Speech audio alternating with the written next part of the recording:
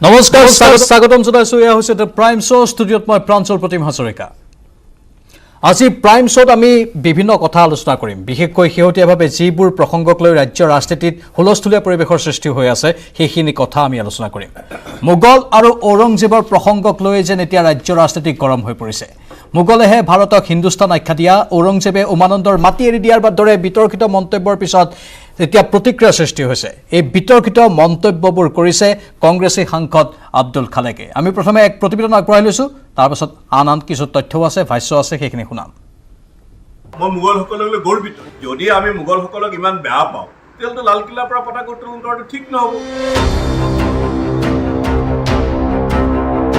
মোগল আৰু ঔৰংজেব প্ৰসংগক লৈ হুলস্থুল লাগিছে ৰাজ্যৰ ৰাজনীতিত বৰপেটা সংসদীয় সমষ্টিৰ কংগ্ৰেছী সাংসদ আব্দুল খালেকে সূত্ৰপাত ঘটাই এই বিতৰ্কৰ মোগলেহে ভাৰতক হিন্দুস্তান আখ্যা দিয়া ঔৰংজেবে উমানন্দৰ মাটি এৰি দিয়াৰ দৰে বিতৰ্কিত মন্তব্য কৰে আব্দুল খালেকে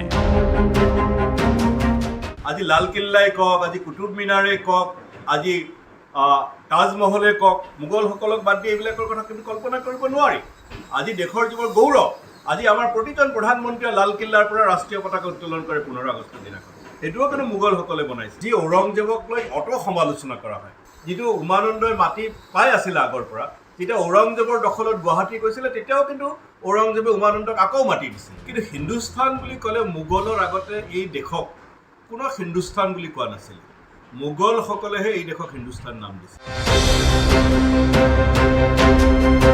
ইয়াৰ প্ৰতিক্ৰিয়া ব্যক্ত কৰি মুখ্যমন্ত্ৰী হিমন্ত বিশ্ব শৰ্মাই ইতিমধ্যে স্পষ্ট কৰি দিছে যে নিৰ্বাচন অহা বাবেহে এনে মন্তব্য কৰিছে আব্দুল খালেকে যিমানে ইলেকশ্যন আহিব আব্দুল খালেক আৰু চেয়াৰমেন আলীৰ মাজত সাম্প্ৰদায়িক কথা বতৰা কোৱাৰ প্ৰতিযোগিতা চলিব বৰপেটাৰ মানুহক যিমান বুৰ্বক বুলি আব্দুল খালেক আৰু চেয়াৰমেন ডাঙৰীয়াই ভাবে সিমান বুৰ্বক তেওঁলোক নহয় যিটো তালুকদাৰ আছে গতিকে এইবাৰ ইলেকশ্যনত তেওঁলোকে গম পাব যে ইলেকশ্যনৰ আগত তেওঁলোকে এইবিলাক মোগল দুগল কৈ থাকে বাকী দুবছৰটো মনে মনে থাকে কমিউনেল কথা বতৰা মুছলমান প্ৰীতি একেবাৰে আকাশ চুবগৈ সাংবাদিকতাৰ পৰা ৰাজনীতিলৈ অহা আব্দুল খালেকে উদ্দেশ্যবিহীন তথা অকল আৱেগৰ বশৱৰ্তী হৈ এনে মন্তব্য যে কৰা নাই সেয়া ধুৰু 2021 চনৰ বিধানসভা নিৰ্বাচনৰ সময়তো মোগল সম্ৰাট তথা বিশাল সৈন্যবাহিনী পঠিয়াই অসম আক্ৰমণ কৰা ঔৰংজেবৰ প্ৰশংসাত পঞ্চমুখ হৈ পৰিছিল তেওঁ 2024 চনৰ লোকসভা নিৰ্বাচন ক্ৰমাৎ চমু চাপি অহাৰ লগে লগে পুনৰ তেনে মন্তব্য কৰিছে আব্দুল খালেকে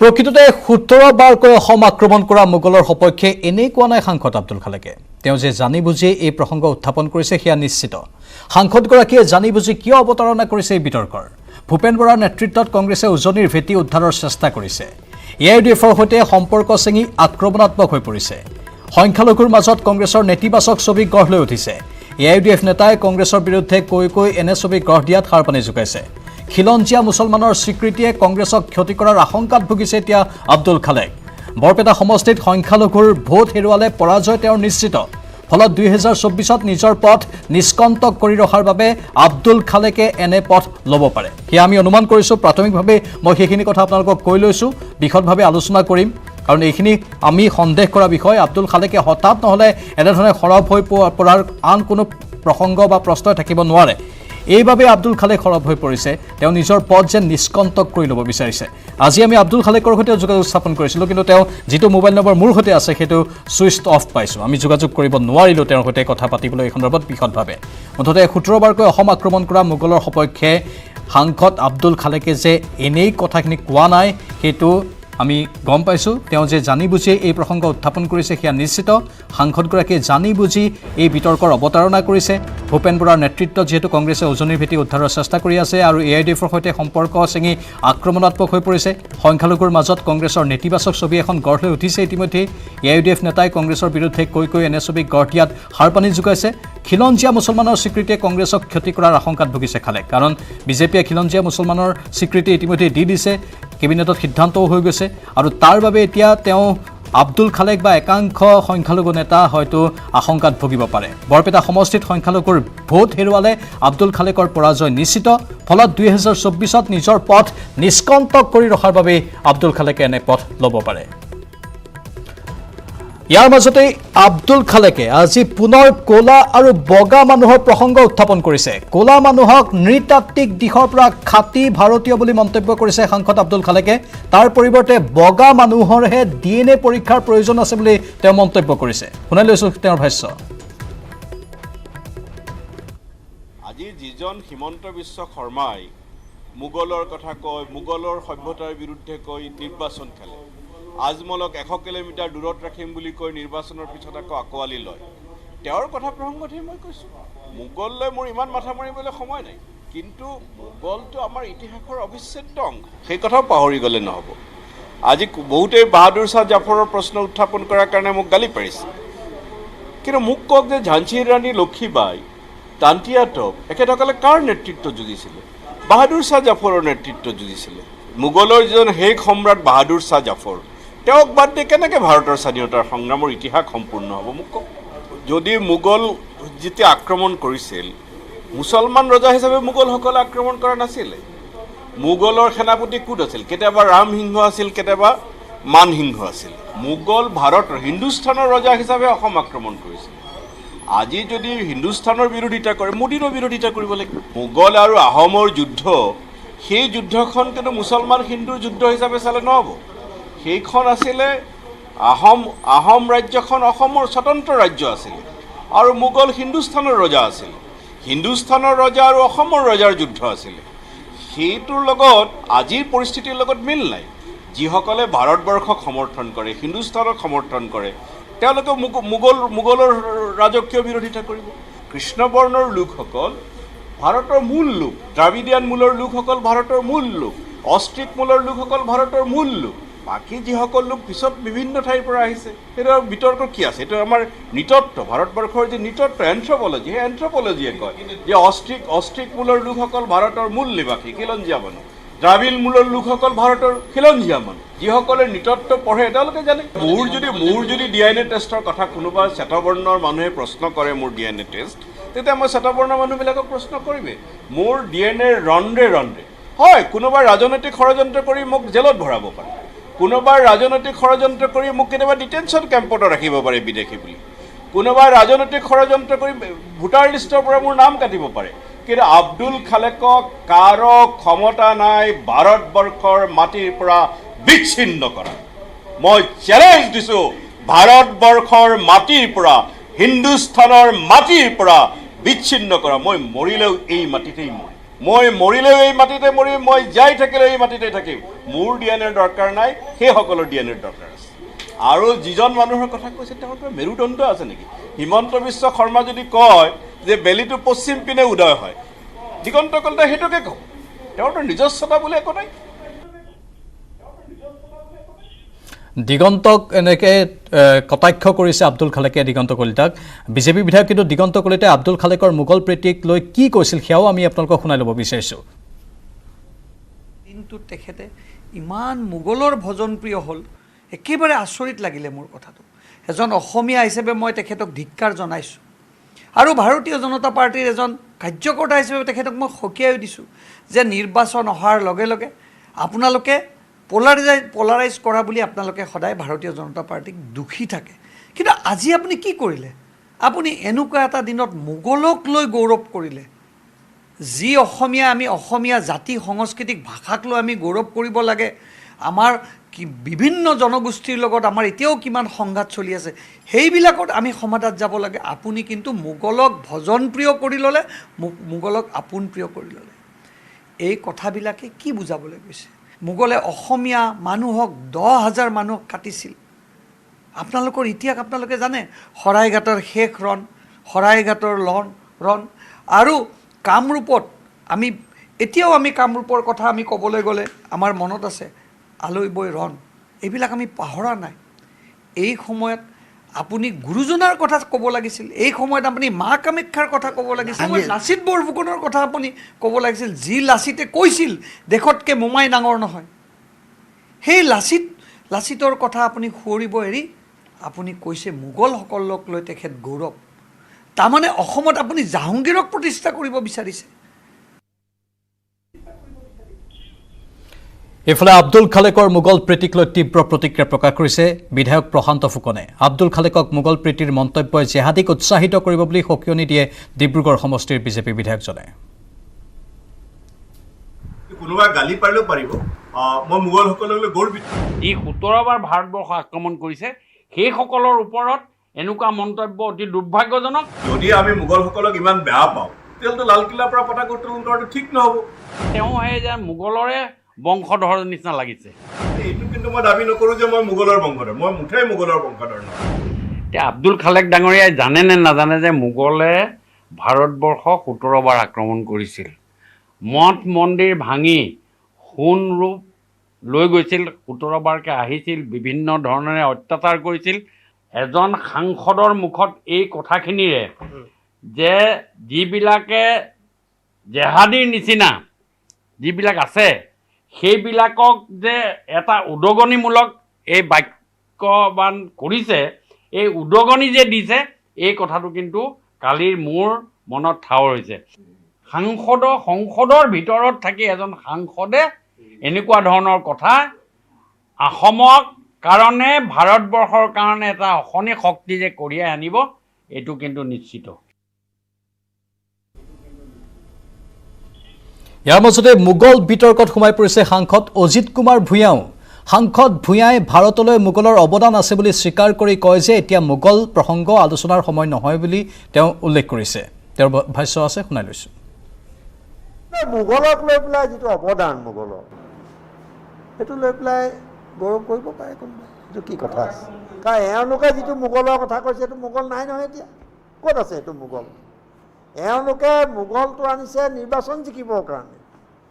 এওঁলোকৰ এজেণ্ডা একো নাই এতিয়া, হিন্দু মুছলমান এইবোৰ কথা ক'বলৈ গ'লে আকৌ মোৰ মূল কথাটো তল পৰিবৰ কাৰণে মই বেছি ক'ব খোজা নাই। মই কাৰণ বহুত কৈছোঁ এইবিলাক, মই বক্তৃতা দিছোঁ, লিখিছোঁ, কৈছোঁ। কিন্তু আপোনালোকে আকৌ কাইলৈ যদি এইটোকে আগুৱাই দিয়ে তে মই ভাবিম যে আপোনালোকেও সেই এজেণ্ডাৰ লগত জড়িত হৈ আছে।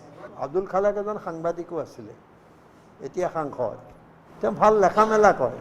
আব্দুল খালেকে কি বিশ্লেষণ আগবঢ়াইছে মই নজনাকৈ তাত কমেণ্ট নিদিওঁ, কিন্তু মোগলৰ অৱদানটো কোনে অস্বীকাৰ কৰিব পাৰিব? তো এইবিলাক কথা এতিয়া আগুৱাই দিলে মাতৃভাষাৰ বিষয়টো তল পৰিব, আৰু যিটো হিমন্ত বিশ্ব শৰ্মাই বিচাৰিছে।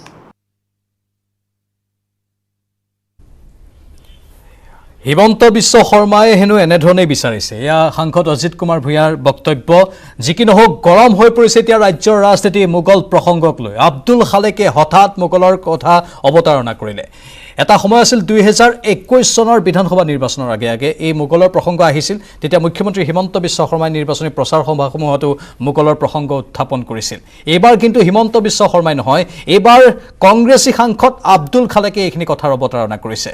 কিয়? ইতিমধ্যে আমি সন্দেহ প্ৰকাশ কৰিছোঁ, বিভিন্ন কাৰণ আছে, আমি পূৰ্বতে সেইখিনি ব্যাখ্যা কৰিলোঁ। কিন্তু আমাৰ অতিথি থাকিব কেইবাগৰাকীও, তেওঁলোকৰ ব্যাখ্যাও আমি শুনিম। কংগ্ৰেছ দলৰ বিধায়ককো আমি আমন্ত্ৰণ জনাইছোঁ, তেওঁ হয়তো আহি পাব কিছু সময়ৰ পাছতেই আমাৰ মাজত, তেওঁৰ বক্তব্যও আমি শুনিম।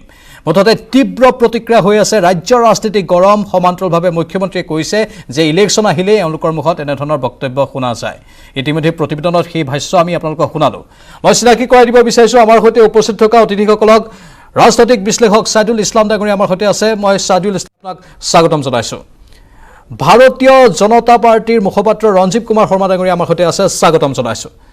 অসম জাতীয় পৰিষদৰ উপ সভাপতি দুলু আহমেদ ডাঙৰীয়া আমাৰ সৈতে লাইভত আছে, মই তেওঁকো স্বাগতম জনাইছোঁ। তিনিগৰাকী অতিথি আৰু কিছু সময়ৰ পাছতেই কংগ্ৰেছী বিধায়ককো আমি আমন্ত্ৰণ জনাইছোঁ, যিহেতু তেওঁ আহিম বুলি কৈছে, আহি পাব হয়তো। কিন্তু প্ৰথমে মই ছাইদুল ইছলাম ডাঙৰীয়াৰ পৰা আৰম্ভ কৰিব বিচাৰিছোঁ। আপোনাৰ মতে কি, আব্দুল খালেকে এইবোৰ কথা কৈ প্ৰকৃততে কথাবোৰ কোনফালে নিব বিচাৰিছে, কি স্বাৰ্থ নিহিত হৈ আছে বুলি আপুনি ভাবে? ধন্যবাদ। বিষয়টো অত্যন্ত স্পৰ্শকাতৰ, আৰু মই নিজে এগৰাকী বুৰঞ্জীৰ মই ছাত্ৰ। মই এতিয়া বুৰঞ্জী এতিয়াও পঢ়ি আছোঁ পদ্ধতিগতভাৱে। মই যিহেতু ছাত্ৰ নহয়, মই বুৰঞ্জী অধ্যয়ন কৰাৰ কাৰণে যথেষ্টখিনি ইমান স্মুথকৈ কৈ দিব নোৱাৰি যে গোটেই কথাবিলাক মই আজি কৈ দিব পাৰিম, এনেকৈ ক'ব নোৱাৰোঁ। কিন্তু মই সাধাৰণতে বুৰঞ্জীবিদ বা বুৰঞ্জী বিশেষজ্ঞসকলৰ বা ইতিহাসবিদৰ পৰা মই বুৰঞ্জী শিকি ভাল পাওঁ, আৰু তেওঁলোকৰ বুৰঞ্জী পঢ়ি শুনি যিখিনি যত্ন কৰোঁ আয়ত্ব কৰিবলৈ, তাত কিবা সাৰ মই পাওঁ। সেইটো কিছু ৰাজনৈতিক ব্যক্তিৰ যাৰ কাম ৰাজনীতি, যাৰ কাম হিন্দু মুছলমান, যাৰ কাম ভোট, যাৰ উদ্দেশ্যই মানে নিৰ্বাচন জিকা, তেনেকুৱা ব্যক্তিৰ পৰা মই সাধাৰণতে আপোনাৰ এই যি ইতিহাস বা বুৰঞ্জী তাৰ কিবা শিক্ষা ল'ব লাগে এই কথাটো মই নাভাবোঁ। আৰু মই ভাবোঁ যে অসমৰ ৰাইজেও এই বিষয়টো অন্তত বুৰঞ্জী শিকিব লগা বিষয়টো মই ভাবোঁ ৰাজনৈতিক ব্যক্তি আব্দুল খালেকৰ নিচিনা ৰাজনৈতিক ব্যক্তিৰ পৰা বুৰঞ্জী শিকিব লগা কিবা আছে বুলি মই ভাবে বুলি মই বিশ্বাস নকৰোঁ। এতিয়া মূল প্ৰসংগটো হৈছে মোগল। এই মোগল প্ৰসংগটো মাজে মাজে ওলাই থাকে আৰু এই মোগল প্ৰসংগটোত কোনোবাই মোগলক গালি পাৰিলেও মোৰ একো নাযায় আৰু গালি পাৰিলেও মই একো অনুভৱ নকৰোঁ, আৰু কোনোবাই মোগলক বৰ প্ৰশংসা কৰিলেও মই তাত ব্যক্তিগতভাৱে মই কেতিয়াও উৎসাহিত নহওঁ বা এই বিষয়টো লৈ এইকাৰণে নহওঁ যে মোগল অসমৰ আজিৰ প্ৰেক্ষাপটত মোগলৰ কোনো ইয়াত অস্তিত্ব নাই বা প্ৰাসংগিকতা নাই। আৰু এটা কথা ক'ব লাগিব যে সৰ্বভাৰতীয় প্ৰেক্ষাপটত মোগলৰ এটা সময়ত এই গোটেই ভাৰতত এটা ইনভেজন হৈছিল, এই কথাটো কোনেও অস্বীকাৰ কৰিব নোৱাৰে। এইটো বুৰঞ্জী ইতিহাস। আৰু তাৰ পৰৱৰ্তী সময়ত গোটেই ভাৰতবৰ্ষ ব্ৰিটিছৰ অধীন হৈছিল, সেই কথাটো ইতিহাস। এইবিলাক কথাটো কোনেও মুচি পেলাব নোৱাৰে। কিন্তু আজি অসমৰ এই যিটো ৰাজনৈতিক প্ৰেক্ষাপট গঢ়ি তোলাৰ কাৰণে বিভিন্ন মহলে চেষ্টা কৰিছে, তাত হঠাতে আব্দুল খালেকৰ নিচিনা এগৰাকী সাংসদে যিয়ে নিজকে দায়িত্বশীল বুলি মাজে সময়ে দাবী কৰিব খোজে, তেওঁ এই সময়ত এই মন্তব্যটো কৰাৰ যুক্তি বা প্ৰাসংগিকতা কি আছিল? যিটো সময়ত বিভিন্ন সমস্যা লৈ পেলাই, যিটো সময়ত নিবনুৱা সমস্যা লৈ পেলাই আমি চিন্তা আছোঁ বা মূল্যবৃদ্ধিৰ বিষয়টো লৈ পেলাই আমি আলোচনা কৰিব লগা হৈছে, বিভিন্ন সময়ত আমি কথা ক'ব লগা হৈ আছে, সেইখিনি সময়ত এগৰাকী দায়িত্বশীল সাংসদে হঠাতে এনেকুৱা এটা যে বিস্ফোৰণ কৰিলে বা তেওঁ যে নিজকে হঠাতে এই বিষয়টো লৈ পেলাই যে মিডিয়াত আহিব যত্ন কৰিলে, তাৰ যিটো প্ৰাসংগিকতা, তাৰ যিটো প্ৰয়োজনীয়তা, সেইটো তেওঁহে বুজি পাব। কিন্তু আমাৰ যিখিনি ৰাজনৈতিক ঝুঁকি পোৱা আমাৰ ক্ষমতা আছে বা দক্ষতা আছে, সেইখিনি যে মই বুজি পাওঁ যে আজি অলমষ্ট এটা কথা কনফাৰ্ম হৈছে যে AIUDF আৰু কংগ্ৰেছৰ মাজত ইতিমধ্যে মিত্ৰতাত খাত মেলিছে। আৰু আমি ভালে পাওঁ বা বেয়া পাওঁ, কংগ্ৰেছ আৰু আপোনাৰ আম আদমি পাৰ্টিৰ মাজত যিটো দূৰত্ব, সেই দূৰত্বটো অত্যন্ত আপুনি এই যোৱা কেইদিনমানত আমি লক্ষ্য কৰিছোঁ অত্যন্ত বেছি হৈছে। ক'ৰবাত যেন অৰবিন্দ কেজৰিৱালে ৰাহুল গান্ধীৰ যিখিনি স্পেচ, সেই স্পেচখিনি লৈ পেলাব, তেনেকুৱা এটা ভয় খোৱা যেন অনুভৱ আমি কংগ্ৰেছী মহলত দেখিছোঁ। যিটো সময়ত নতুন দিল্লীৰ আপোনাৰ বিদ্যালয় লৈ পেলাই বিজেপি আৰু পোনপটীয়াকৈ ছাইদুল ইছলাম ডাঙৰীয়া পোনপটীয়াকৈ ক'ব গ'লে আব্দুল খালেকে ভয় খাইছে নিজৰ ভেটিৰ মাটি খহিব। এটা পইণ্ট মই সেই পইণ্টটো ক'ব খুজিছোঁ এইকাৰণে যে যিটো সময়ত নতুন দিল্লীত শিক্ষা আৰু স্বাস্থ্যক লৈ পেলাই আমাৰ টুইটাৰ যুদ্ধ এখন চলিছে, সেই সময়ত আপোনাৰ এই ধৰণৰ যিটো বিষয়, এই বিষয়টো হঠাতে আনি দিয়াৰ ক্ষেত্ৰত আব্দুল খালেকে কি কাৰণ বিচাৰি পালে, মই সেই কথাটোত এইটো কথাই বুজি পাওঁ যে অসমত যদি কিবা কাৰণত অৰবিন্দ কেজৰিৱালৰ পাৰ্টিটোৱে অহা নিৰ্বাচনত 5% ভোট যদি লৈ যায়, তেনেকুৱা প্ৰেক্ষাপটত বৰপেটা সমষ্টিত তেওঁ নিষ্কণ্টক নহয়। ইতিমধ্যে AIUDFৰ লগত মিত্ৰতাৰ ফাট মেলিছে, তেওঁলোকে ইতিমধ্যে মিত্ৰতা ভংগ কৰিছে। তেনেকুৱা প্ৰেক্ষাপটত যোৱাবাৰ কম ভোটত তেওঁ জিকিছে। গতিকে এইবাৰ তেওঁ কি কৰিছে, মই ভাবোঁ তেওঁ মুছলিম আইডেণ্টিটি যিটো পলিটিক্স, সেই পলিটিক্সটো অত্যন্ত বেছি গাঢ় কৰি পেলাই তেওঁ নিৰ্বাচনত অৱতীৰ্ণ হ'ব খুজিছে। যিটো কাম সাধাৰণতে বিজেপিয়ে হিন্দুত্ববাদী ৰাজনীতি কৰে, এই বিষয়টো আমি আলোচনা কৰোঁ, সেই সময়তে তেওঁ বিজেপিক সহজ হোৱাকৈ, হয়তো ক'ৰবাত বাকী সমষ্টিত সহজ হোৱাকৈ তেওঁ এনেকুৱা এটা ব্ৰহ্মাস্ত্ৰ দিব খুজিছে নিৰ্বাচনৰ আগে আগে, যিটো হয়তো তেওঁ সমষ্টিত কিবা সহায় কৰিব বুলি ভাবিছে। মই ভাবোঁ এইটো এটা সম্পূৰ্ণ ৰাজনৈতিক এটা পৰিৱেশ গঢ়াৰ তেওঁৰ কাৰণে তেওঁ কৰা এটা বক্তব্য, আৰু এই বক্তব্যই সমাজ জীৱনত কিবা পৰিৱৰ্তন আনিব বা সমাজ জীৱনক কিবা প্ৰভাৱিত কৰি পেলাই গোটেই সমাজখন কিবা বেলেগ ধৰণৰ পৰিৱেশ এটা সৃষ্টি কৰিব পাৰিব, সেই ক্ষমতা, সেই দক্ষতা মই ভাবোঁ এই বক্তব্যত আব্দুল খালেকৰ নাই। ৰাজনৈতিক পৰিৱেশ গঢ়াৰ বাবে এই বক্তব্য, আগন্তুক 2024 চনৰ নিৰ্বাচনৰ বাবে এয়া যেন কূটকৌশল। দুলু আহমেদ ডাঙৰীয়া আছে, মই ৰঞ্জীৱ কুমাৰ শৰ্মা ডাঙৰীয়ালৈ আহিম, কিন্তু অসম জাতীয় পৰিষদৰ উপসভাপতি দুলু আহমেদ ডাঙৰীয়াৰ ভাষ্য ল'ম মই। ডাঙৰীয়া, আপুনি কি কয়? নিজৰ পথ নিষ্কণ্টক কৰিবৰ বাবে আব্দুল খালেকে এনে বক্তব্য প্ৰদান কৰিছে নে ইয়াত আৰু কিবা অংক থাকিব পাৰে? এগৰাকী ৰাজনৈতিক নেতা হিচাপে আপোনাৰ বক্তব্য জানিব বিচাৰিছোঁ। কথাটো বৰ্তমান অসমত এতিয়া শুনি আছে মোৰ কথাখিনি? শুনি আছোঁ আমি। হয়, অসমত এতিয়া বিভিন্ন ধৰণৰ বিভিন্ন সমস্যা সৃষ্টি হৈছে। এফালৰ পৰা একেবাৰে আপুনি মানে বিভিন্ন বুলি কৈছো আৰু মই তালিকাখন বহুত দীঘলীয়া। এই কথাটো হ'ল যে এই 1671 শতিকাৰ বিষয় এটা যিগৰাকী বৰ্তমান কংগ্ৰেছ দলৰ সাংসদ, অৱশ্যে মই কথাখিনি কোৱাৰ আগে কংগ্ৰেছৰ যিগৰাকী বিধায়ক তেখেতে আহি তেখেতৰ মন্তব্যখিনি দিলে মোৰ কোৱাত অলপ সুবিধা হ'ল হয়, যিহেতু তেওঁ আহি পোৱা নাই, তথাপি মানে মই মোৰ কথাখিনি ক'ব বিচাৰিছো যে 1671 শতিকাৰ বিষয় এটাক লৈ এই মুহূৰ্তত মোগলক সমৰ্থন কৰি আব্দুল খালেক ডাঙৰীয়াই দিয়া মন্তব্য অতি দুৰ্ভাগ্যজনক। কিন্তু মই তেখেতৰ মন্তব্যটো চাইছো সংবাদ মাধ্যমত, তেখেতে কৈছে যে মোগলে ভাৰত শাসন কৰিছিল আৰু সেই ফালৰ পৰা তেখেতে মোগলক এক প্ৰকাৰে সমৰ্থন কৰিছে, বাকী কোনে সমৰ্থন কৰে নকৰে সেইটোক লৈ তেওঁ মানে কোনো জ্ঞাত নহয়। তেওঁ কৈছে মই মোগলৰ কাম কাৰ্যক সমৰ্থন কৰিছো। এতিয়া কথাটো গ'ল এই মুহূৰ্তত খালেক ডাঙৰীয়াই কথাটো কিয় ক'লে? অলপ আগে আপোনাৰ ভাইটি চাইদুলে যিখিনি কথা ক'লে তেখেতৰ কথাৰ লগত মই একমত। এই মুহূৰ্তত তেখেত এগৰাকী বৰপেটা জিলাৰ সাংসদ, তেখেতৰ দায়িত্ব যথেষ্ট। এইখিনি সময়ত আৰু 1.5 বছৰ পিছত নিৰ্বাচন আছে, লোকসভা নিৰ্বাচন। এই 1.5 বছৰ থকা অৱস্থাত এই ধৰণৰ মন্তব্য এক মানে ধৰ্মীয় মেৰুকৰণৰ ৰাজনীতিৰ আশ্ৰয় লোৱা বুলি ক'লেও ভুল নহয়। কাৰণ আজি চাওক, মোগলে যেতিয়া অসম আক্ৰমণ কৰিছিল, এইটো মই 1671 শতিকাৰ যিটো কথা কৈ আছো, সেইখিনি সময়ত যদিও অসমখন ভাৰতৰ অধীনত আছিলে, কিন্তু ভাৰতৰ শাসন ব্যৱস্থাৰ অসমৰ শাসন ব্যৱস্থাটো সম্পূৰ্ণ সুকীয়া আছিলে। আক্ৰমণ কৰাৰ কাৰণত অসমত বহুত সৈন্যৰ মৃত্যু হৈছিল ইয়াতে। গতিকে সেই মোগলক যদি সমৰ্থন কৰি খালেক ডাঙৰীয়াই মন্তব্য দিছে আৰু চৰকাৰখনে যদি সঁচাকৈ ভাবে যে মোগলক সমৰ্থন কৰিলে এইটো অসম বিৰোধী মন্তব্যত তেখেতৰ ওপৰত বিহিত ব্যৱস্থা ল'ব লাগে, তেতিয়াহ'লে ইচ্ছা কৰি ল'ব পাৰে। আজি যদি খালেক ডাঙৰীয়াই এই মন্তব্য যদি কোনো সাধাৰণ ব্যক্তিয়ে যদি এই মন্তব্যটো দিলে হয় মোগলক সমৰ্থন কৰি, হয়তো ইমান সময় তেখেতে কাৰাগাৰত বা কোনোবা লকআপত আবদ্ধ হৈ থাকিলে হয় বা গ্ৰেপ্তাৰ হৈ থাকিলে হয়।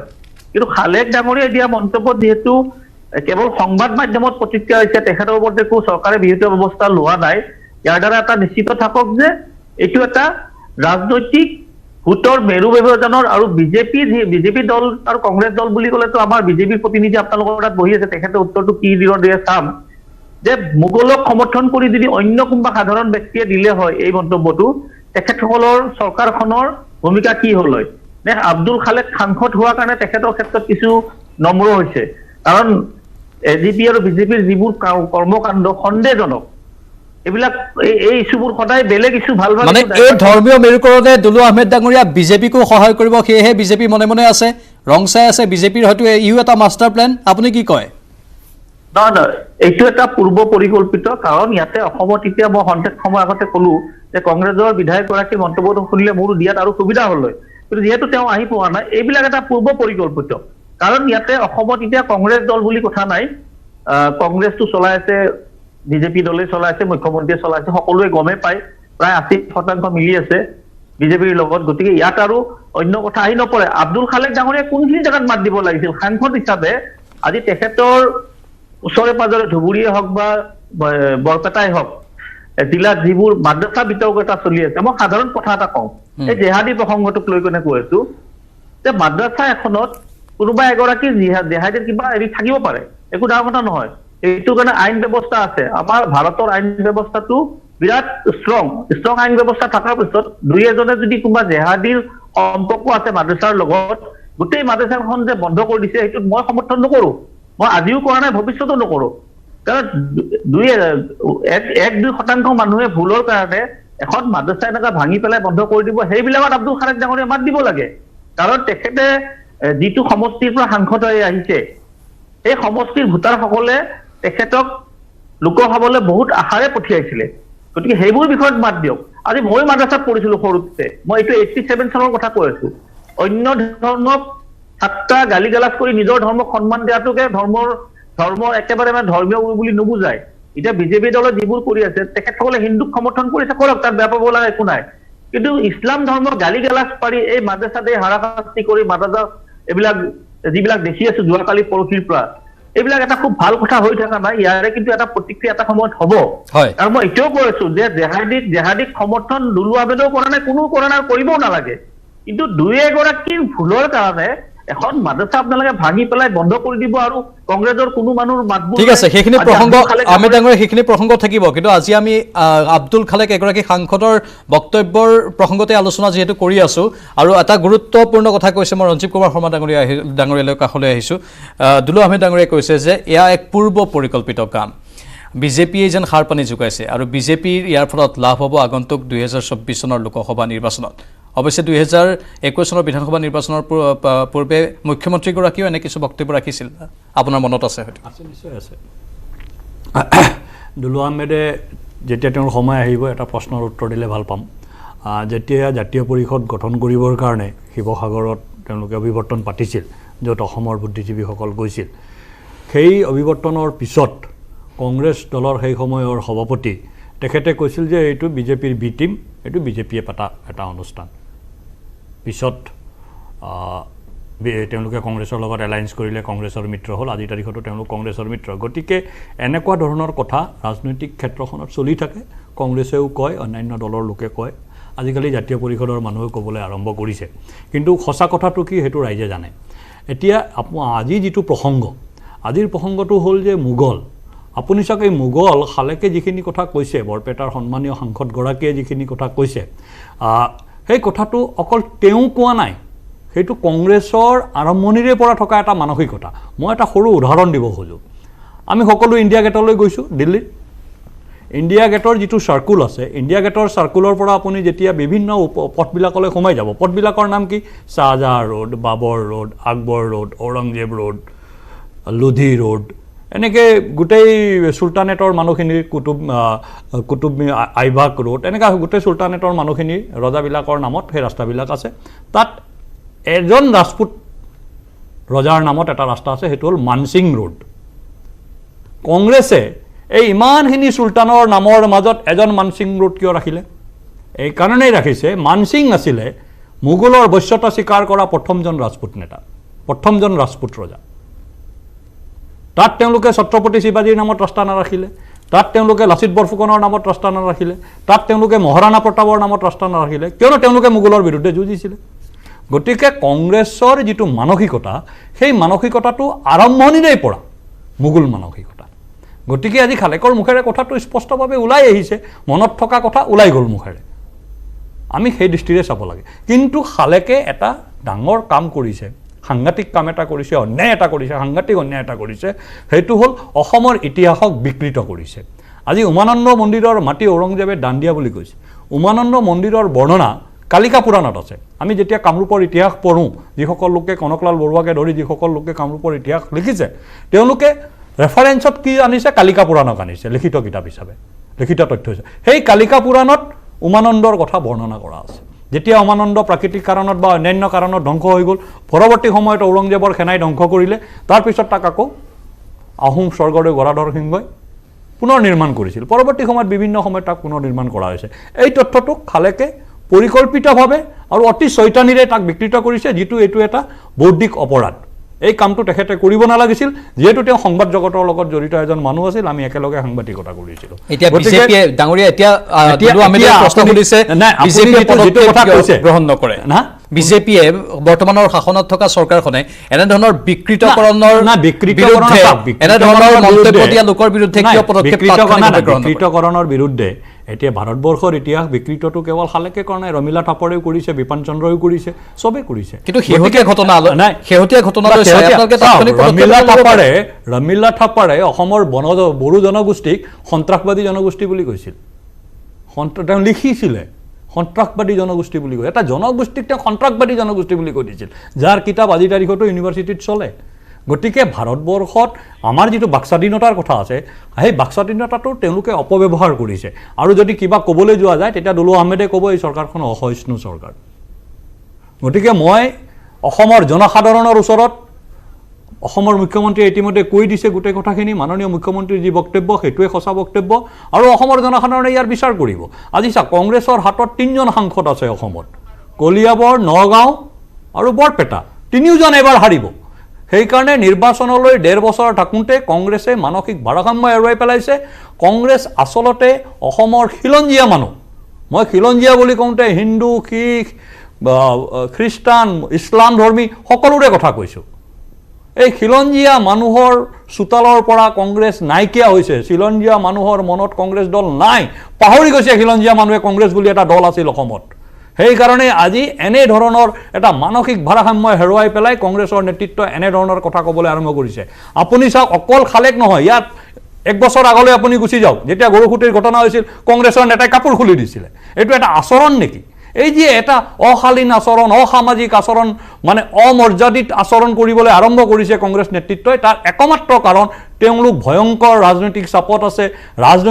তেওঁলোকৰ যিখিনি ৰাজনৈতিক স্থিতি আছিল সেই স্থিতি হেৰুৱাৰ ভয়ত তেওঁলোক আতংকিত হৈ গৈছে। আৰু অসমৰ সমাজ জীৱনৰ পৰা কংগ্ৰেছ কিমান গণবিচ্ছিন্ন, মই এটা সৰু উদাহৰণ দিওঁ। যোৱাকালি গুৰুজনাৰ তিথি আছিলে। গুৰুজনাৰ তিথিৰ দিনাখন আব্দুল খালেকে এই কথাটো কৈছে। আজি কংগ্ৰেছত থকা ভকতসকলে তাৰ প্ৰতিবাদ কৰিব লাগিছিল। যিবিলাক মুগুলে শংকৰদেৱৰ এই পবিত্ৰ ভূমিৰ ওপৰত 17 বাৰ আক্ৰমণ কৰিছিল, সেই মুগুলক প্ৰশংসা কৰিছে খালেকে। আজি গুৰুজনাৰ ভকতসকলে, গুৰুজনাৰ ভকত বুলি যিসকলে মানে, যিসকল কংগ্ৰেছত আছে, তেওঁলোকে প্ৰতিবাদ কৰিব লাগিছিল। ৰমজান মাহত 5টা-6টাকৈ ইফতাৰ পতা হয় ৰাজীৱ ভৱনত, কিন্তু যোৱাকালি গুৰুজনাৰ তিথি পাতিবলৈ ৰাজীৱ ভৱনৰ সময় নহ'ল। হয়, যিটো মানসিকতা কংগ্ৰেছৰ, এই মানসিকতাৰ আমি তাৰ প্ৰতিফলন দেখা পাইছো খালেকৰ বক্তব্যত। সেইকাৰণে মই কৈছো যে আব্দুল মানসিকতাৰ কথা আহি পৰিছে কংগ্ৰেছৰ।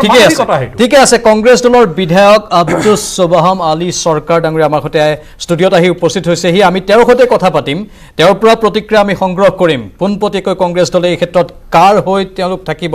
আব্দুল খালেকৰ পক্ষত থাকিব নে অসমৰ খিলঞ্জীয়া, অসমৰ জাতি জনগোষ্ঠীৰ পক্ষত থাকিব? সেইখিনি বক্তব্য তেওঁৰ পৰা ল'ম আমি। কিন্তু বাণিজ্যিক বিৰতিৰ সময় হৈছে, বিৰতিৰ পাছত উভতি আহি আলোচনা প্ৰক্ৰিয়া আগবঢ়াই নিম।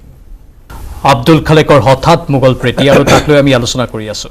কিয় হঠাৎ ইমান মোগল প্ৰীতি হৈছে কংগ্ৰেছী সাংসদ আব্দুল খালেকৰ? নিজৰ পথ নিষ্কন্ত কৰাৰ বাবে, নিজৰ ভেটি খহি যোৱাৰ পৰা ৰক্ষা কৰাৰ বাবে আব্দুল খালেকৰ এই বক্তব্য নে কি?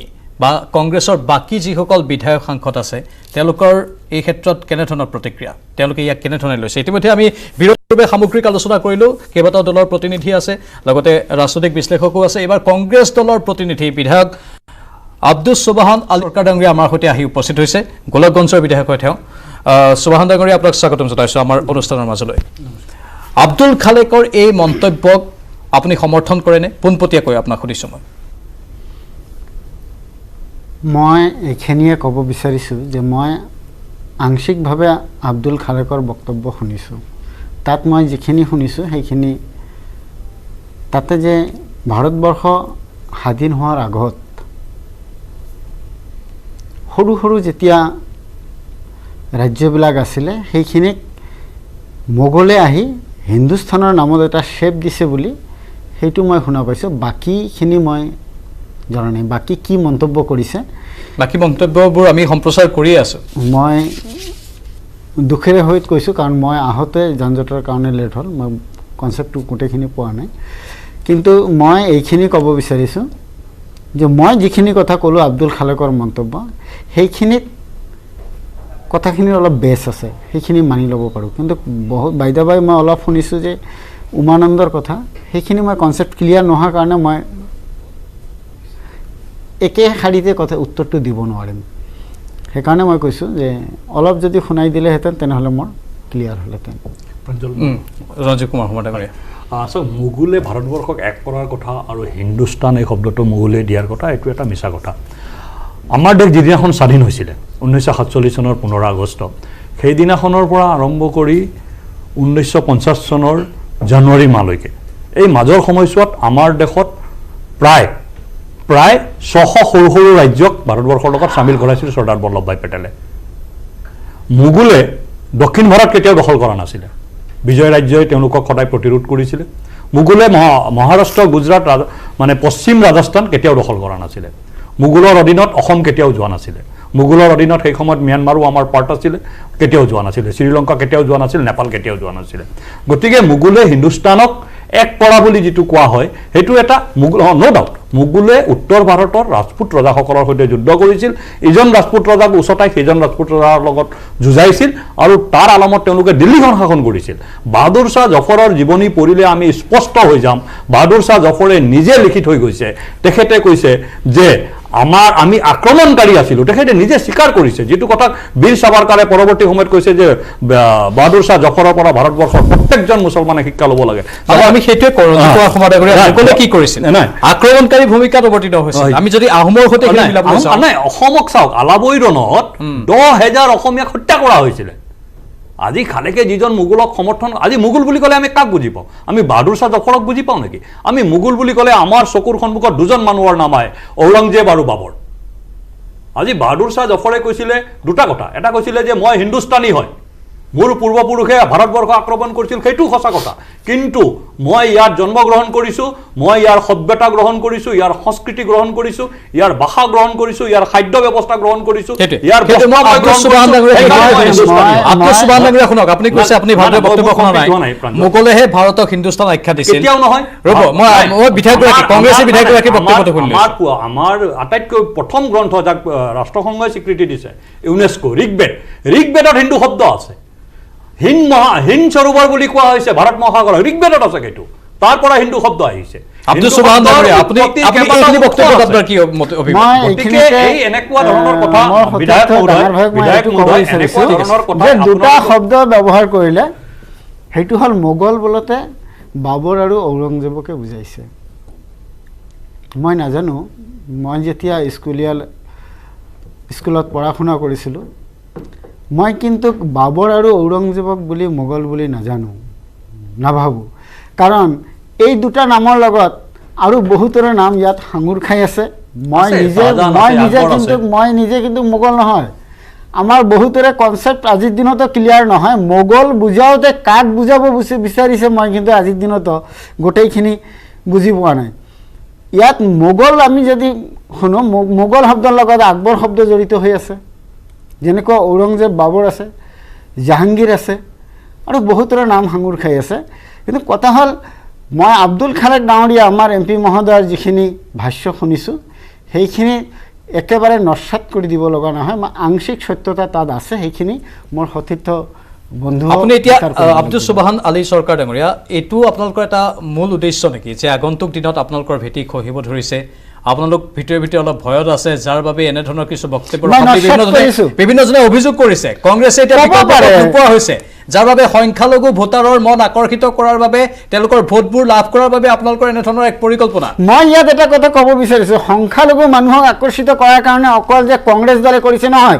আজিৰ দিনত গৰিয়া মৰিয়া দেশী জোলহা এইবিলাকক যে স্বীকৃতি দিছে ইয়াত কি সূচাইছে এইটো খিলঞ্জীয়া তেওঁলোকতো খিলঞ্জীয়া বুলি কেবিনেটত কোৱাই হৈছে তেওঁলোকক খিলঞ্জীয়া মানুহ তেওঁলোকক খিলঞ্জীয়া আজি মোগলৰ দিনৰ পৰা যিবিলাক মানুহ আছে সেইবিলাক খিলঞ্জীয়া নহয় নেকি কোন আছে এইটো মিয়াবিলাক খিলঞ্জীয়া নহয় নেকি কোন হয় ইয়াত মিয়াবিলাক খিলঞ্জীয়া নহয় স্পষ্ট কথা বিজেপিটো পোনপটীয়াকৈ কৈছে মিয়া খিলঞ্জীয়া নহয় এইটো মুছলমান প্ৰীতি হয় খিলঞ্জীয়া মানে খিলঞ্জীয়া যদি গৰিয়া মৰিয়া খিলঞ্জীয়া বুলি ক'লে ঠিক আছে আৰু বাকী মিয়াবিলাক নহয় স্পষ্ট কথা নহয় আপুনি হয়তো বা নাজানে মই কিন্তু এজন মিয়া মুছলমান নহয় মই আজি আপোনালোকৰ চেনেলৰ জৰিয়তে ক'ব বিচাৰিছোঁ মই এজন দেশী জনগোষ্ঠীৰ ল'ৰা নামনি অসমৰ দেশী জনগোষ্ঠী হয় কিন্তু এইটো আপোনালোকৰ মানে মুছলমান প্ৰীতি জনগোষ্ঠী কি মুছলমান নহয় নেকি আপুনি কি ক'ব বিচাৰিছে মোক কওক এই 5টা জনগোষ্ঠী মুছলমান নহয় নেকি চাওক আপুনি কথাটো বুজি লওক আপোনালোকে সেইটোৱে ভুল কৰে সেইকাৰণে আপোনালোকৰ গণবৃত্তি নাইকিয়া হৈ গৈছে নহয় আপুনি কথাটো শুনি লওক না কথাটো শুনি মোকো ক'ব দিয়ক মোৰ কথাটো উত্তৰটো দিব ইছলাম হ'ল এটা উপাসনা পদ্ধতি সেই খিলঞ্জীয়া মানুহখিনিৰ উপাসনা পদ্ধতি হ'ল ইছলাম কিন্তু তেওঁলোক খিলঞ্জীয়া তেওঁলোকৰ ভাষা তেওঁলোকৰ সংস্কৃতি তেওঁলোকৰ আচবাব তেওঁলোকৰ খাদ্য অভ্যাস সেইটো খিলঞ্জীয়া সেইখিনি এজন কলিতা মানুহ এজন শইকীয়া মানুহ এজন বৰঠাকুৰ এজন শৰ্মাৰ লগত তেওঁলোকৰ কোনো পাৰ্থক্য নাই তেওঁলোকৰ বিবাহ পদ্ধতি আনকি বিয়াত নাম গায় তেওঁলোকে মানে তেওঁলোক জেতুকা লগায় নাম প্ৰসংগ কৰে আৰৱত কৰে নেকি বাংলাদেশৰ মুছলমানে কৰে নেকি নকৰে এইটো ইছলাম বিৰোধী বুলি কয় কিন্তু তেওঁলোকে তাৰপিছতো ইছলামক এই যে উপাসনা পদ্ধতি গ্ৰহণ কৰে এইটো উপাসনা পদ্ধতি তেওঁলোকে নিজৰ ঘৰত পালন কৰে আৰু মিয়াবিলাকে সেইটো নকৰে নহয় তেওঁলোকৰ আগ্ৰাসন তেওঁলোকে দখল কৰিব খোজে তাৰ বিৰোধিতা কৰা হৈছে আৰু এই যে মোগলৰ সংজ্ঞাটো প্ৰাঞ্জল মোগল মানে কি মুঘল মানে আকবৰ ঔৰংজেব বাবৰ কেৱল নহয় মুঘল এটা কনচেপ্ট মুঘল হ'ল যোনে ভাৰতবৰ্ষৰ ভাষা সংস্কৃতিক অস্বীকাৰ কৰে সিয়ে মুঘল আজি মুঘলৰ যিবিলাক আক্ৰমণকাৰী আছিল কংগ্ৰেছ দলৰ সাংসদে সমৰ্থন কৰিছে মুঘল এটা কনচেপ্ট মুঘলে কি কৰিছিলে চেনেলৰ জৰিয়তে আমাৰ বন্ধুজনে এটা ভুল কনচেপ্ট কেনেকে ভুল কনচেপ্ট মুঘলে কৰা কাম কি আপুনি মুঘলৰ প্ৰবক্তা হৈছে মই বেয়া পোৱা নাই আকবৰ কি মুঘল নাছিল নেকি আছিলে আকবৰ কি এইবিলাক কাম কৰিছিলে নেকি আপোনালোকে যিটো ক'ব বিচাৰিছে আকবৰে কি কৰিছিল নাই আকবৰে কি কৰিছিল আকবৰে ৰাজপুত ৰজাক পৰাজিত কৰিছিল তেওঁলোকৰ ভনীয়েকক তেওঁলোকৰ জীয়েকক ধৰি আনি দিল্লীত হাৰেম বনাইছিল ভাৰতবৰ্ষত সম্ৰাট হৈ থকা নাছিলে তেওঁ বৈবাহিক সম্পৰ্ক আৰু বেলেগ বেলেগ সম্পৰ্কৰ জৰিয়তে এইটোৱেতো কৈছো আকবৰে ৰাজপুত গাভৰু ধৰি আনি দিল্লীত হাৰেম বনাইছিল গতিকে সেইজন আকবৰক আপুনি প্ৰশংসা কৰিছে প্ৰবক্তা হৈছে মোৰ ক'ব লগা আজি নিউজ চেনেলৰ জৰিয়তে সাধাৰণ মানুহক যিটো কনচেপ্ট দিব বিচাৰিছে ৰাইজে এইটো কনচেপ্ট মানি নলয় কাৰণ ৰাইজে বুজি পায় ৰাইজে ইমান দিনে পঢ়া শুনা পঢ়ি মানে আমি বুৰঞ্জী যিখিনি পঢ়ি আহিছে এইখিনি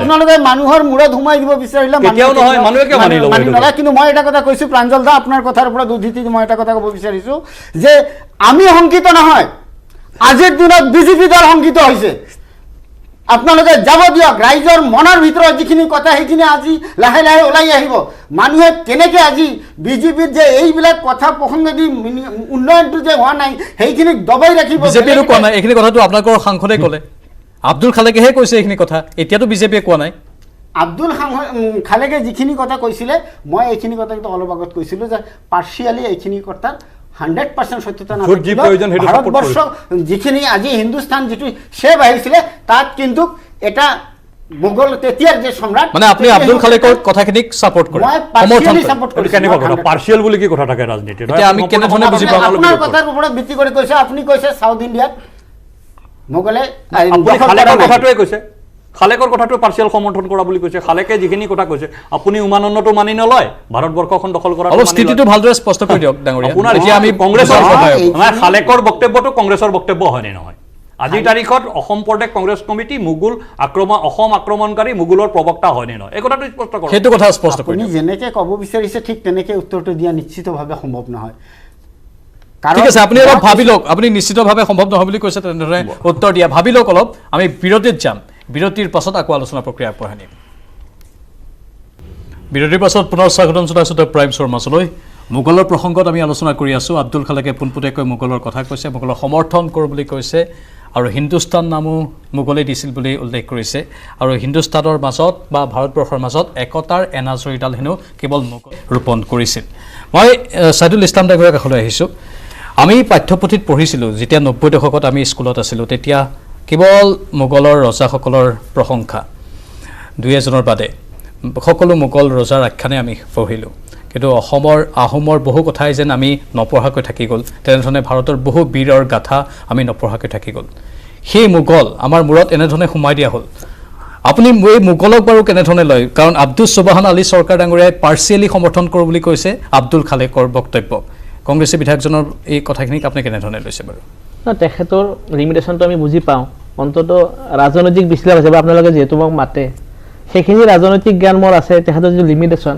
সেইখিনি মই বুজি পাওঁ সেইখিনি মই শ্ৰদ্ধাও কৰোঁ কিন্তু এটা মূল কথাটো হৈছে মোগল কোন মোগলক এটা বিজেপিয়ে বিগত নিৰ্বাচনত মোগলক প্ৰতীকাত্মকভাৱে তুলি ধৰাইছিল মই ভাবোঁ যে মোগলতকৈ যিসকলক মোগল বুলি আমি ভাবোঁ সেইখিনি মানুহ আচলতে আজিৰ তাৰিখত আজিৰ একবিংশ শতিকাত যিকেইজন মানুহক বিজেপিয়ে মোগল বুলি ক'ব খোজে বা বিগত নিৰ্বাচনত যিজন মানুহক নেতৃত্ব দি পেলাই মোগল বুলি দেখুৱাই দিছে মই ব্যক্তিগতভাৱে ভাবোঁ যে সেই মানুহখিনি মোগলতকৈ আজিৰ তাৰিখত মই ভাবোঁ বেছি বিপদজনক কাৰণ মোগলে তেওঁলোকৰ এটা সামৰিক এটা অভিযান আছিল সকলো ৰজাই এটা সময়ত মধ্যযুগত সামৰিক অভিযানটো এটা চলিছিল সামৰিক অভিযান কৰে কাষৰ নেইবাৰিং কাউণ্ট্ৰিবিলাকত বা ষ্টেটবিলাকত আক্ৰমণ কৰে সাম্ৰাজ্য বিস্তাৰ কৰে অশোকেও কৰিছিল মোগলেও কৰিছে এইবিলাক ইতিহাস কিন্তু আজিৰ প্ৰসংগত যি মোগলক লৈ পেলাই আনিছে সেই মোগল আচলতে অসমত আছে নেকি মই ভাবোঁ সেই মোগলৰ বংশধৰ অসমত এতিয়া নাই সেই মোগলৰ যি প্ৰসংগ সেই প্ৰসংগ আজি তাৰিখত মই ভাবোঁ প্ৰাসংগিক নহয় কিন্তু বিজেপিয়ে বা বিভিন্ন মহলে যাক প্ৰতীকাত্মকভাৱে মোগল বুলি প্ৰতিষ্ঠা কৰিব খোজে সেই মোগলখিনি কিন্তু মই ভাবোঁ যে তেওঁলোক মোগল বুলি মই নকওঁ কিন্তু মোগলতকৈ তেওঁলোক মই বেছি বিপদজনক বুলি কওঁ মোগলৰ এটা নেচাৰেল এটা টেকটিক আছিল তেওঁলোকে ৰাজ্য বিস্তাৰ কৰিব খোজাটো এটা সেই সময়ত ৰজাসকলৰ এটা নেচাৰেল কথা আছিল অসমতো তেওঁলোকে বহুবাৰ ট্ৰাই কৰিছে ট্ৰাই কৰি পেলাই অসমৰ পৰা বিফল হৈ গৈছে কিন্তু মই সেইদিনা কিবা এটা আৰ্টিকলত লিখিছিলোঁ যে অসমীয়া ৰজাসকল বা অসমীয়া আমাৰ যিবিলাক ৰাজ্য আছিল এই ৰাজ্যবিলাকে কেতিয়াও বেলেগৰ ৰাজ্যত আক্ৰমণ কৰিবলৈ সদতে যোৱা নাছিল কিন্তু যেতিয়া কোনোবা আক্ৰমণ কৰিছিল প্ৰত্যাক্ৰমণ কিন্তু সজোৰে কৰিছিল বা যিটো প্ৰতিৰোধী সংগ্ৰাম সেই সংগ্ৰামখন অত্যন্ত মজবুতভাৱে পৰিকল্পিতভাৱে তেওঁলোকে আমাৰ পূৰ্বজসকলে আগবঢ়াইছিল যাৰ কাৰণে অসমৰ নিচিনা এখন ৰাজ্যত বিভিন্ন যি বাহিৰা শক্তি সেই শক্তিবিলাকে অসমত আক্ৰমণ কৰি পেলাই অসমখন তেওঁলোকে নিজৰ আয়ত্তলৈ আনিব নোৱাৰিলে গতিকে আমি পঢ়িব লাগিব আমি লাচিতক পঢ়িব লাগিব আমি চিলাৰায়ক পঢ়িব লাগিব আমি এইবিলাক কথা পঢ়িম আৰু এনেকুৱা কথা নহয় যে মোগলৰ বিষয়টো আজি তেওঁ ৰাজনীতি কৰি পেলাই আমি সকলো কথা বাদ দিম আৰু মই এটা কথাই ক'ব খুজিছোঁ যে আব্দুল খালেকে কি প্ৰসংগত আজি কিবা এটা নিৰ্বাচনৰ সময়ত চলি আছিল তেতিয়া কথাটো কোৱা হ'লে বেলেগ কথা আছিল কি প্ৰসংগত মোগলক আজি আকৌ মোগল শব্দটো আনি পেলাই এটা নতুনকৈ এটা বাতাবৰণ সৃষ্টি কৰি দিব খুজিছে আৰু এটা প্ৰশ্ন মোৰ মতে এই প্ৰশ্নটো জাগিছে বিজেপিয়ে অত্যন্ত এটা খুব প্ৰেক্টিকেলি তেওঁলোকে বহুত পৰিকল্পিতভাৱে তেওঁলোকৰ যি ৰাজনৈতিক যিটো নেৰেটিভ সেইটোৰ লগত তেওঁ আদৰ্শটো বিস্তাৰ কৰে তেওঁলোকে যিখিনি কথা ক'ব খোজে সেইখিনি কথা সোমাই দিয়াৰ ক্ষেত্ৰত তেওঁলোকে সেইটো 5 বছৰীয়া 10 বছৰীয়া 30 বছৰীয়া পৰিকল্পনা কৰি পেলাই কৰে যিটো সময়ত আব্দুল খালেকে ক্ষমতাত আছিল অসমত সেই সময়ত মোগল সম্পৰ্কে যদি তেওঁৰ ক'ব লগা আছিল এইখিনি কথা সেই সময়ত তেওঁ কোৱা হ'লে হয়তো বেছি মানুহে শুনিলেহেঁতেন তেতিয়া তেওঁ নকৈ পেলাই যিটো সময়ত আমি শিক্ষাৰ কথা কৈছোঁ যিটো সময়ত আমি মাধ্যমৰ কথা কৈছোঁ যিটো সময়ত আমি আমাৰ নিবনুৱা প্ৰশ্ন আমি উত্থাপন কৰিছোঁ যিটো সময়ত আমি টোল গেটৰ কথা কৈছোঁ যিটো সময়ত আমি পেট্ৰলৰ ডিজেলৰ মূল্য বৃদ্ধিৰ কথা কৈছোঁ যিটো সেই কথাখিনি নকৈ পেলাই হঠাতে মোগলৰ কথাটো যে আনিছে মই ভাবোঁ এই কথাবিলাকে কংগ্ৰেছ দলটোক আজিৰ পৰ্যায়লৈকে লৈ গৈছে বৰ গুৰুত্বপূৰ্ণ আৰু এটা কথা মই এই কথাটো ক'ব খুজিছোঁ যে সৰ্বভাৰতীয় পৰ্যায়ত আৰু অসমত কংগ্ৰেছে 2024 চনৰ নিৰ্বাচনটো খেলিব খুজিছে নে খোজা নাই মই সেই সম্পৰ্কতো মই সন্ধিয়া হৈছোঁ এইকাৰণে কথাটো কৈছোঁ মোগল প্ৰসংগটো বিজেপিয়ে উত্থাপন কৰাৰ সময়ত মই যদি কংগ্ৰেছৰ নেতৃত্বত থাকিলোহেঁতেন বা মই যদি আব্দুল খালেক হ'লোহেঁতেন এই বিষয়টো কিন্তু মই অত্যন্ত বেলেগ এটা বিষয় আনি পেলাই সেই কথাটো মই তল পেলাই দিলোহেঁতেন তাকে নকৰি পেলাই আজি এই বিষয়টো এনেকৈ উঠাই দিব খুজিছে দি পেলাই যে সংখ্যালঘু ভোটখিনি কনচলিডেট কৰি পেলাই কংগ্ৰেছটো ইতিমধ্যে উজনি অসমত আমি দেখিছোঁ তেওঁলোক এক প্ৰকাৰ গণবিচ্ছিন্ন হৈছে খিলঞ্জীয়া মানুহৰ লগত তেওঁলোকৰ সম্পৰ্ক কমি গৈছে এই কথাটো বাস্তৱ এইখিনি কথা কোনেও অস্বীকাৰ কৰিব নোৱাৰে কিন্তু এই কথাখিনি কৈ পেলাই মই ভাবোঁ খালেকে নিজৰ চকীখনৰ অংক কৰি পেলাই দলটোক তেওঁ ডুবাব খুজিছে আৰু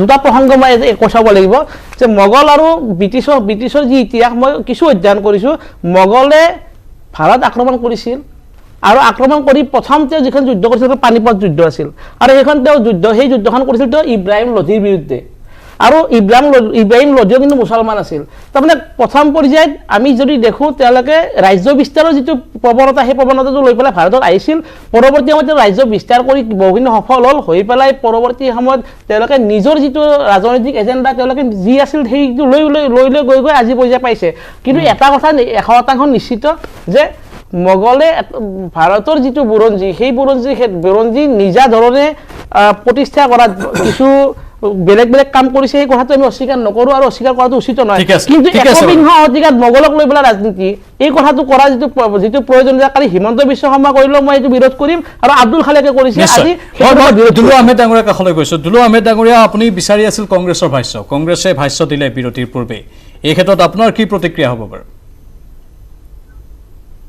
কংগ্ৰেছৰ বিধায়কগৰাকীয়ে যিটো ভাষ্য দিলে তেখেত আচলতে দুধুমুধুৰত পৰিছে কাৰণ তেখেত যিখন জিলাৰ পৰা বিধায়ক হৈ আহিছে তাৰ নিচেই কাষতে ধৰি লওক আব্দুল খালেক ডাঙৰীয়া সাংসদ হৈ আছে আৰু তেখেত সুভান চৰকাৰ ডাঙৰীয়া বিষয়টোৰ ভিতৰলৈ তেওঁ ইমান বেছি সোমাব খোজা নাই আৰু উচিতো নহয় কাৰণ এই মুহূৰ্তত বিভিন্ন সমস্যা থকাৰ পিছত যে হঠাৎ মোগলৰ বিতৰ্কটো যে কংগ্ৰেছ দলৰ নেতা এগৰাকী বা সাংসদ এগৰাকী লৈ আহিব এইটো অতি দুৰ্ভাগ্যজনক আৰু ইয়াৰ দ্বাৰা আটাইতকৈ লাভান্বিত হৈছে বিজেপি দল ৰঞ্জিত শৰ্মা ডাঙৰীয়াই যিমানে যি নকওক এই মন্তব্যটো লোকসভা নিৰ্বাচন আজি 1.5 বছৰ আছে। এই 1.5 বছৰ আগে ইতিমধ্যে বিজেপিৰ বিভিন্ন ধৰণৰ পৰিকল্পনা, কাৰণ মই এটা কথা আজি আপোনাক এই নিউজ 18 অসমৰ জৰিয়তে মই এটা কথা স্পষ্ট কৰি দিওঁ, লোকসভা নিৰ্বাচন যিমানে আহিব আপুনি এই ধৰণৰ মন্তব্য শুনিব। আৰু বদৰুদ্দিন আজমল ডাঙৰীয়া, আব্দুল খালেক ডাঙৰীয়া আৰু ধৰি লওক কিছুমান সংখ্যালঘু নেতা আছে, বিজেপি দলে কিন্তু তেখেতসকলক জীয়াই ৰাখিব। কেৱল তেখেতসকলৰ চৰকাৰখন যাতে এই ধৰণৰ কংগ্ৰেছৰ নেতাসকলে মন্তব্য বা ইউডিএফৰ নেতা যদি মন্তব্য দি থাকে তেখেতসকলৰ চৰকাৰখন যাতে বৰ্তি থাকে, সেয়াই পৰিকল্পনা। ইয়াত আৰু কোনো ধৰণৰ অন্য কথা আহি পৰা নাই। এটা 1671 শতিকাৰ কথা এটা আজি আহি পৰিছে, এইটো হাঁহি উঠা কথা। আৰু ময়ো আপোনালোকক অনুৰোধ কৰোঁ এই ধৰণৰ মন্তব্য টকশ্ব কৰিবই নাপায়, কাৰণ এইটো আপোনালোকৰ সংবাদ মাধ্যমে বাৰু ইছ্যুটো পাইছে কৰিছে, কিন্তু এইবিলাক মন্তব্যত কি হৈ যায় বহুত ক্ষতি কৰে। আজি এইটো কেৱল ধৰ্মীয় মেৰুকৰণ আৰু ভোটৰ ৰাজনীতি, তাৰ বাহিৰে একো নহয়। আজি এইটো ইমান বছৰৰ এটা ঘটনা এটা আজি হঠাৎ লৈ আহিছে, ইয়াৰ বেক চাইডটো যদি আপোনালোকে ভালদৰে অফ দা শ্ব' যদি চাব যায়, ইয়াত নিশ্চয় দেখিব লাভান্বিত বিজেপি হ'ব, বদৰুদ্দিন আজমল ডাঙৰীয়া হ'ব, আব্দুল খালেক ডাঙৰীয়া হ'ব। তেখেতসকলৰ এইবিলাক মন্তব্য বিজেপিৰ লগত মিলাপ্ৰীতি কৰি পূৰ্ব পৰিকল্পিত। ইয়াত আৰু তাত মানে দুলু আহমেদ ডাঙৰীয়া বদৰুদ্দিন আজমল হ'ব বা বিজেপি হ'ব, মানে আগন্তুক দিনত কি হ'বলৈ গৈ আছে? এখন আসন AIDF-এ জিকিব লোকসভাৰ আৰু বাকী 13খন বা 12খন বিজেপিয়ে লৈ যাব নেকি? আপুনি কি কয় সেইটো অংক হিচাপত? অসমৰ ৰাজনীতিত মই বিধানসভাই হওক বা লোকসভাই হওক, যেতিয়ালৈ বদৰুদ্দিন আজমল ডাঙৰীয়া জীয়াই থাকিব, যেতিয়ালৈ আব্দুল খালেক ডাঙৰীয়া জীয়াই থাকিব, যেতিয়ালৈ আৰু কিছুমান সংখ্যালঘু বিধায়ক সাংসদ জীয়াই থাকিব, তেতিয়ালৈ বিজেপি দলৰ সুবিধা হ'ব। যাৰ কাৰণে আজি যদি আলফাৰ বিৰুদ্ধে আলফাক সমৰ্থন কৰি মন্তব্য দিলে যে কোনোবা গ্ৰেপ্তাৰ হয়, মোগলক সমৰ্থন কৰি কোৱা সাংসদ এগৰাকীৰ বিৰুদ্ধে ৰঞ্জিত শৰ্মা ডাঙৰীয়া চৰকাৰখন এতিয়ালৈ ব্যৱস্থা কিয় লোৱা নাই, সেইটো এবাৰ তেখেতক ভালদৰে প্ৰশ্ন কৰক। লাভৱান তাৰমানে বিজেপি দলৰ হৈছে, বিজেপি দলৰ নেতাসকলৰ হৈছে, নিৰ্বাচনত হৈছে। গতিকে এইবিলাক কথা আৰু মই স্পষ্ট কৰিলে মোৰ তাতে হয়তো ক'ৰবাত CBI পঠাই দিব পাৰে, মই নাজানো। আজিকালি বিজেপি দলৰ চৰকাৰ, কিন্তু কোৱাখিনিতো ক'বই লাগিব। সাংসদ আব্দুল খালেক ডাঙৰীয়া, বদৰুদ্দিন আজমল ডাঙৰীয়া ৰাজনীতিত সদায় জীয়াই থাকিব। সাংসদ হৈ জীয়াই থাকিব পাৰে, বিধায়ক হৈ জীয়াই থাকিব পাৰে, কিন্তু থাকিব সদায়। এই ধৰণৰ মন্তব্য তেওঁলোকক জীয়াই ৰখা হ'ব। ৰঞ্জীৱ কুমাৰ শৰ্মা বিজেপি দলে জীয়াই ৰাখিব, তেওঁলোকক বিজেপি দলে জীয়াই ৰাখিব। দুলু আহমেদে CBI কথাটো কৈ পেলাই নিজকে ইমান দুৰ্বলকৈ দেখুৱাইছে। এই ধৰণৰ মন্তব্য মই আগেই কৈছিলো, পূৰ্ব পৰিকল্পিত। ইয়াত কোনো ধৰণৰ যে ইমান হঠাৎ মোগল প্ৰীতি হৈ গ'ল আব্দুল খালেক ডাঙৰীয়া, খুব আচৰিত নহয় জানো বিষয়টো? ৰঞ্জিত শৰ্মা ডাঙৰীয়া কৈছে যে কংগ্ৰেছে ব্যৱস্থা ল'ব লাগে। কংগ্ৰেছে ব্যৱস্থা কিয় ল'ব? আপোনালোকে চৰকাৰখনে লওক আগে ব্যৱস্থা। আপোনালোকে কিয় ব্যৱস্থা লোৱা নাই এতিয়ালৈ? কংগ্ৰেছৰ কি ব্যৱস্থা ল'ব? কংগ্ৰেছৰ অৱস্থাই নাই পাৰ্টিটোৰ।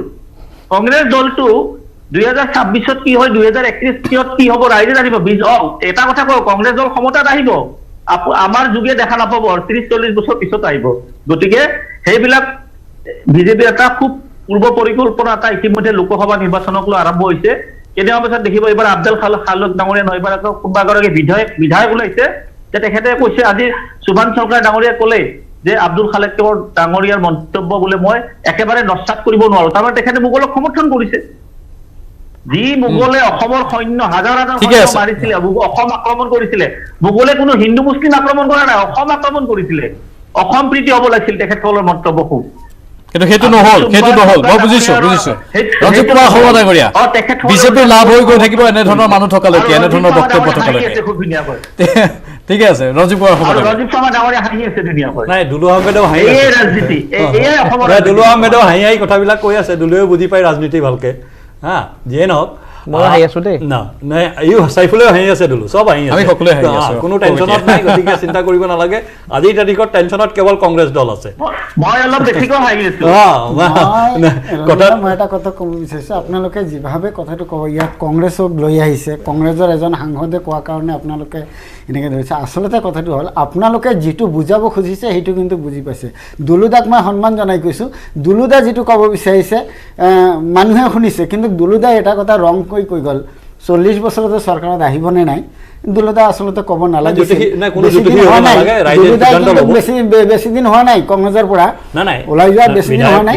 আমি আহি আছোঁ। আপোনালোকে কোনে ক'ত কি লাভ লৈছে লওক, ৰাইজে কিন্তু আমাক বেনিফিট দিব, এইটো আপোনালোকে নিশ্চিত হওক। নাই যিয়ে নহওক এই কথাবোৰৰ বাবে বেনিফিট দিব নেকি আপোনালোকক? এইবিলাক কথা নহয়, ৰাইজে আজিৰ দিনত মূল্য বৃদ্ধিৰ ওপৰত ই কৰি আছে, চাই আছে। ৰাইজে বিচাৰিছে কিহৰ ওপৰত টেক্স লগাইছে, কিমান টেক্স লগাইছে, এইবিলাক চাই আছে। আপোনালোকে এইবিলাক দি যিমানে সেই কথাবোৰ আনিব লাগিছিল। নাই। আজি আব্দুল খালেকে সেই কথাবোৰে আনি থাকিব লাগিছিল। আপুনি মোক ক'ব গৈছে ন, মই কথাখিনি কৈ লওঁ। চাওক, আজি ৰাজনৈতিক লাভালাভৰ কথা কোৱা হৈছে আৰু মোগলৰ সংজ্ঞাৰ কথা কোৱা, দুটা বস্তুত আমি একদম স্পষ্ট হোৱা উচিত। প্ৰথম কথা, মোগলৰ সংজ্ঞাটো কি?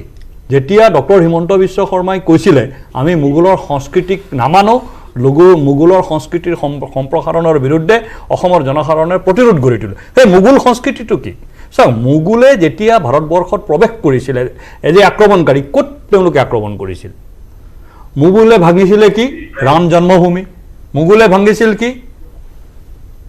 বানাৰসৰ বিশ্বনাথ মন্দিৰ, কাশী বিশ্বনাথ মন্দিৰ, মথুৰা মন্দিৰ। তাৰমানে ভাৰতবৰ্ষৰ আস্থাৰ প্ৰতীকবিলাকৰ ওপৰত আক্ৰমণ কৰিছিল। ভাৰতৰ সংস্কৃতিৰ যিবিলাক মূল কেন্দ্ৰ আছিল সেই মূল কেন্দ্ৰবিলাকৰ ওপৰত আক্ৰমণ কৰিছিল। আজি ভাৰতৰ আস্থা, ভাৰতৰ যিবিলাক মানে ভাৰতৰ মানুহৰ যিবিলাক প্ৰতীক, যাক লৈ পেলাই আমি গৌৰৱ কৰোঁ, তাৰ ওপৰত কোনে আক্ৰমণ কৰি আছে? তাৰ বিৰুদ্ধে কোনে? আজি উমানন্দৰ ওপৰত প্ৰশ্ন তুলিছে। উমানন্দ অসমীয়া মানুহৰ আস্থাৰ প্ৰতীক হয়, তাৰ উপাসনা পদ্ধতি হিন্দু মানে সনাতন হওক, বৈষ্ণৱ হওক, ইছলাম হওক বা শিখ হওক বা খ্ৰীষ্টান হওক, চব মানুহ যায় উমানন্দলৈ। কোনোবা মন্দিৰত সোমাব পাৰে, কোনোবা নোসোমাব পাৰে, কিন্তু উমানন্দ আমাৰ প্ৰত্যেকজন মানুহৰ আস্থাৰ প্ৰতীক হয়, আমাৰ গৌৰৱ হয়। কালিলৈ দুলু আহমেদে তেওঁৰ সন্তানক উমানন্দ দেখুৱাবলৈ লৈ যাব, আমাৰ বিধায়ক ডাঙৰীয়াও লৈ যাব, মন্দিৰৰ ভিতৰত নোসোমাব পাৰে। সেইটো আমাৰ গৌৰৱৰ বিষয়। তাৰ ওপৰত কোনে প্ৰশ্ন তুলিছে? আব্দুল খালেকে তুলিছে। মোগলে সেই সময়ত কি কৰিছিলে? আমাৰ যিবিলাক আস্থাৰ প্ৰতীক আছিল, আস্থা কেন্দ্ৰ আছিল, তাৰ ওপৰত আক্ৰমণ কৰিছিল। আৰু যিটো দুৰ্ভাগ্যজনক, আমি অনুষ্ঠান সামৰিব লাগিব। আৰু যিখিনি বছৰৰ পিছত প্ৰত্যেকটো বক্তব্য আমি গুৰুত্ব সহকাৰে কংগ্ৰেছৰ সাংসদে আক্ৰমণ কৰিছে। হয়, প্ৰত্যেকটো বক্তব্য আমি গুৰুত্ব সহকাৰে ধন্যবাদ জনাইছোঁ ৰঞ্জীৱ কুমাৰ সমাদগৰা। কিন্তু আমাৰ অনুষ্ঠান আজি ইমানতেই সামৰিব লাগিব। বিদায় লৈছোঁ। নমস্কাৰ। আটাইতকৈ সবল আৰু সতেজ চিমেণ্ট